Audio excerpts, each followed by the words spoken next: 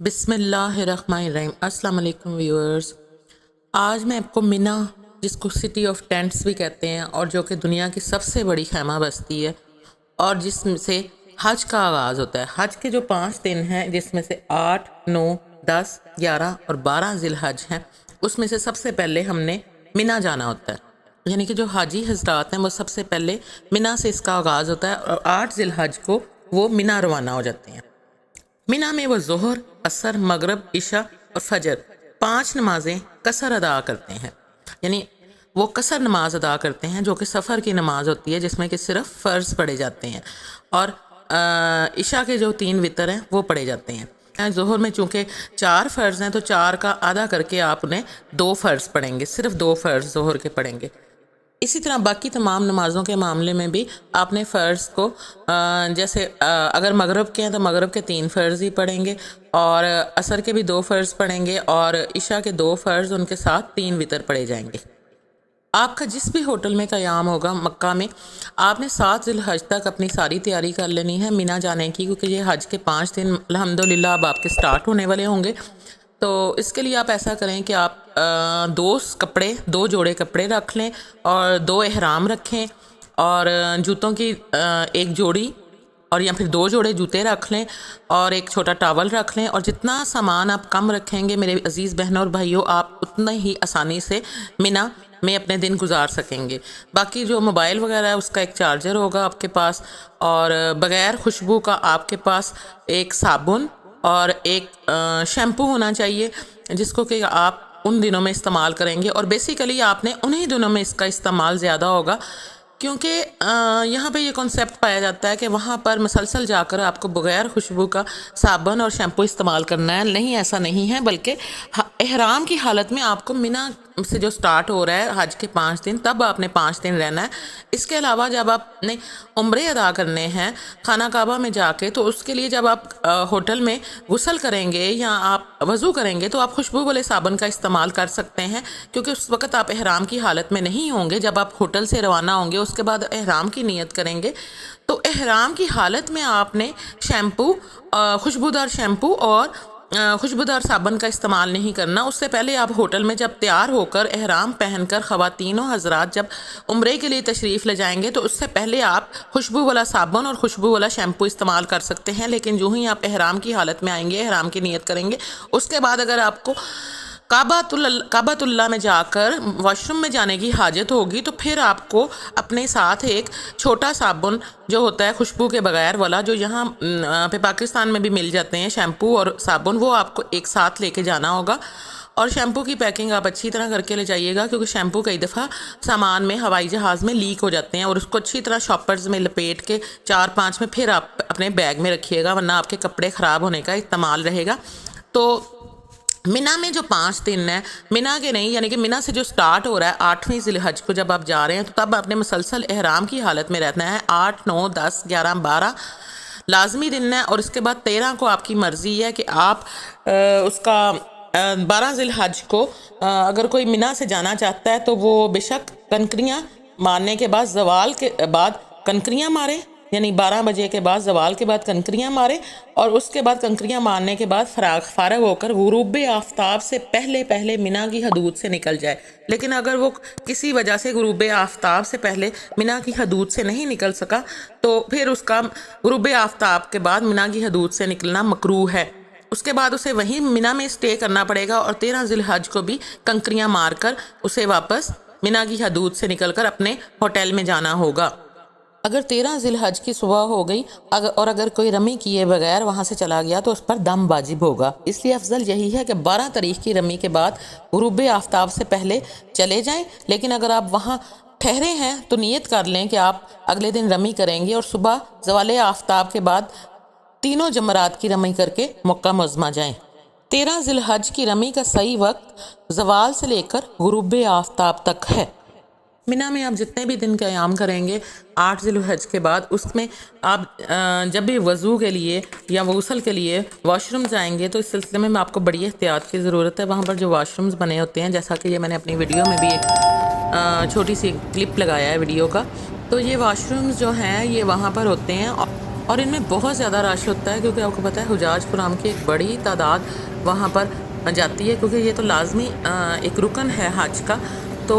جو خواتین کے واش رومز ہیں اس کے سلسلے میں اور جو مردوں کے واش رومز ہیں وہ دونوں علیحدہ علیحدہ ہیں۔ اور اس سلسلے میں آپ کو میں بتاتی چلوں کہ واش رومز میں چونکہ بہت رش ہوتا ہے، اگرچہ وہاں صفائی کا بہت زیادہ اچھا انتظام ہے، اور تھوڑی دیر بعد خواتین جو سویپرز ہیں، جب مرد سویپرز جو ہیں وہ آ کر صفائی کرتے ہیں، وائپرز وغیرہ پھیرتے ہیں، لیکن اس کے باوجود وہاں پر کیچڑ بہت زیادہ ہوتا ہے۔ جیسا کہ یہ آپ دیکھ رہے ہیں کہ یہ انٹرنس ہے، تو جب اندر انٹر ہوتے ہیں تو ساتھ ہی لیفٹ اور رائٹ پر آپ کو وضو کرنے کی جگہ نظر آتی ہے۔ وضو کرنے کی جگہ میں ایک جگہ ہوتی ہے جہاں پر چوکیاں بنی ہوتی ہیں اور سامنے پانی کے ٹونٹیاں لگی ہوتی ہیں، ٹیپس لگے ہوتے ہیں، اور آگے ایک چھوٹی سی جگہ بنی ہوتی ہے جہاں آپ اپنا صابن وغیرہ رکھ سکتے ہیں، اور یہاں پر آپ نے خوشبو کے بغیر والا صابن مسلسل 5 دن استعمال کرنا ہے، اور بغیر خوشبو والا شیمپو ہی اگر آپ کو غسل کی ضرورت ہے تو وہ آپ نے استعمال کرنا ہے۔ اور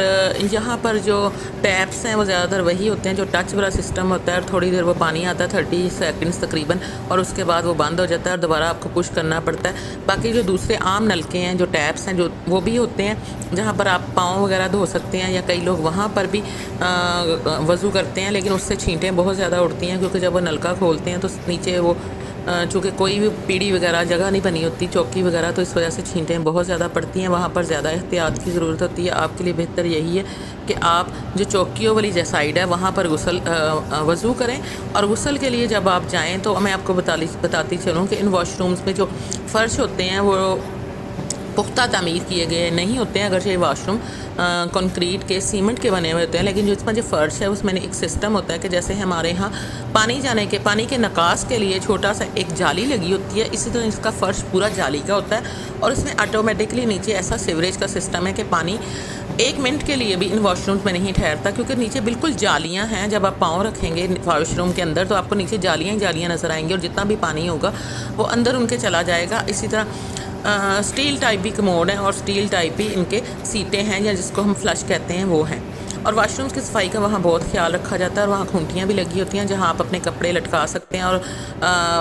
نہانے کے لیے شاور بھی ہوتا ہے جس کے نیچے آپ کھڑے ہو کر غسل کر سکتے ہیں، اور بغیر وضو کے لیے اور غسل کے لیے میں آپ کو بتاتی چلوں، آپ نے یاد رکھنا ہے کہ آپ نے بغیر خوشبو کا شیمپو اور بغیر خوشبو کا صابن استعمال کرنا ہے۔ اور اس میں آپ کو ایک اور میں آپ کو ٹپ بتاتی چلیں کہ جب نماز کا ٹائم ہوگا، یعنی 5 نمازیں جو ہیں، اس کے علاوہ تہجد کی نماز، کیونکہ وہاں لوگ سب مسلسل گئے ہی عبادت کے لیے، آپ لوگ تو آپ نے عبادت ہی کرنی ہے، تو اس سلسلے میں جب نماز کا ٹائم ہوگا تو آپ کے لیے بہتر یہی ہے کہ آپ نماز کے ٹائم سے تقریباً آدھا گھنٹہ پہلے ہی واش روم وغیرہ سے فارغ ہو جائیں، وضو وغیرہ کر لیں، کیونکہ ان واش روم سے بہت زیادہ رش ہوتا ہے، بہت زیادہ رش ہوتا ہے۔ آپ کی سوچ ہے، اور آپ لائن میں تقریباً 10 لوگوں کی لائن میں جب آپ کھڑے ہوں گے تو آپ تھک جائیں گے، اور آپ کا نماز کا ٹائم بھی مس ہونے کا خطرہ ہے۔ تو آپ ایزیلی جا کر، جب نماز ہونے میں ابھی آدھا گھنٹہ ہو تو آپ پہلے ہی جا کر غسل کر لیں یا وضو کر لیں، اور واش روم سے فراغت حاصل کر لیں، تاکہ آپ کو لائنز میں نہ کھڑا ہونا پڑے، قطار میں نہ کھڑا ہونا پڑے، اور آپ ایزیلی اپنی نماز کو زیادہ وقت دے سکیں۔ یہی ساری نمازوں کا حال ہے، فجر، ظہر، عصر، مغرب، عشاء، اور یہی تہجد کی نماز کے وقت بھی وہاں پر بہت زیادہ رش ہوتا ہے۔ اور یہ خیمہ بستی ہر وقت آباد رہتی ہے، چائے چلتی رہتی ہے، چائے کا ایک ٹائم ہوتا ہے جس میں باہر آپ کی چائے کا ایک ٹیبل لگا ہوتا ہے جس کے اوپر کولر ہوتا ہے، اور ڈسپوزیبل گلاس وغیرہ پڑے ہوتے ہیں، اور چینی ہوتی ہے اور سب کچھ، اور آپ نے چائے لینی ہوتی ہے۔ اور اسی طرح یہاں کھانے کا بھی بہت اچھا انتظام ہوتا ہے، کھانے کے ایک مخصوص ٹائمنگز ہیں جس میں ایک بڑی سی ٹرالی جیسے کہ ایروپلین میں لے کے آتے ہیں، اسی طرح ایک ٹرالی ہوتی ہے جس کے اندر کھانے کے ڈسپوزیبل پیک ہوتے ہیں، جو کہ اندر وہ خواتین کے تو وہ مرد حضرات اندر انٹر نہیں ہوتے، وہ یہی پوچھ لیتے ہیں کہ اندر کون کون ہے، یا کتنے افراد ہیں، یا کتنے افراد کا کھانا بھیجا جائے، کیونکہ کئی لوگ ارد گرد گئے ہوتے ہیں، یا ہر وقت ہر کوئی موجود نہیں ہوتا۔ اسی طرح مردوں کے خیموں میں وہ پوچھ لیتے ہیں، اور اتنے ڈبے وہ اندر پہنچا دیتے ہیں، اور کوئی نہ بھی ہو تو اس کے ساتھ ہی اس کا ڈبہ یا ڈسپوزیبل پیک کھانے کا وصول کر لیتے ہیں۔ اور یہ خیمہ بستی بہت بڑی ہے، آپ اس سے اپنے ذہن میں یہ نہ لائیں کہ یہ چھوٹے چھوٹے کوئی ٹینٹ ہوں گے، یہ بہت بڑے بڑے ٹینٹس ہیں، ان میں فل سپیڈ میں اے سی چل رہے ہوتے ہیں، چاہے آپ کسی بھی کیٹیگری میں جائیں۔ اتنی ٹھنڈ ہوتی ہے کہ بعض اوقات آپ کی برداشت سے باہر ہو جاتی ہے. اور ہیوی اے سی جو ہوتے ہیں، ہیوی اے سی وہ جہاں چل رہے ہوتے ہیں، اور نیچے باقاعدہ فوم کے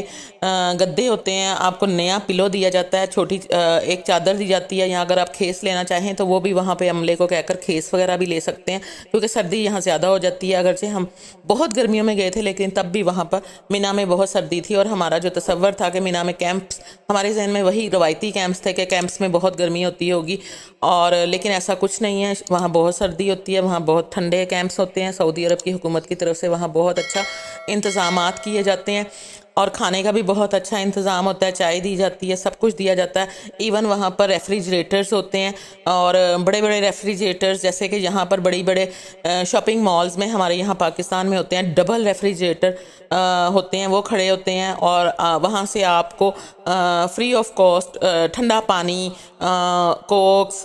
پیپسی، مرنڈا ٹیم، یعنی یہ چیزیں ساری ہوتی ہیں. کوکس وغیرہ کے ٹن ہوتے ہیں، اور جتنے بھی آپ کولڈ ڈرنکس وغیرہ پینا چاہیں وہ سب وہاں پر اویلیبل ہوتے ہیں، فری آف کاسٹ ہوتے ہیں. اس کی آپ سے کوئی اجرت نہیں لی جاتی، چاہے آپ پورا خیمے والوں کے لیے پورا وہ پورا اٹھا کے لے جائیں پیک جو پیٹ ہوتا ہے، تو آپ پیتے رہیں سب مل کر، اس پہ کوئی پابندی نہیں ہے. اور اس کے علاوہ جو شوگر پیشنٹس ہیں ان کے لیے بھی میں بتاتی چلوں کہ وہ بہت زیادہ پریشان ہوتے ہیں مینا جاتے ہوئے، کیونکہ ہوٹل میں تو فریج کا انتظام ہوتا ہے اور وہ اپنی انسولین وہاں رکھ سکتے ہیں، تو وہ سوچتے ہیں کہ شاید مینا میں ان کے لیے بہت مشکل ہو جائے گی. لیکن بھائی اور بہنوں، ایسا بالکل نہیں ہے. مینا میں آپ آرامی سے اپنے جو کیمپ کے قریب ہے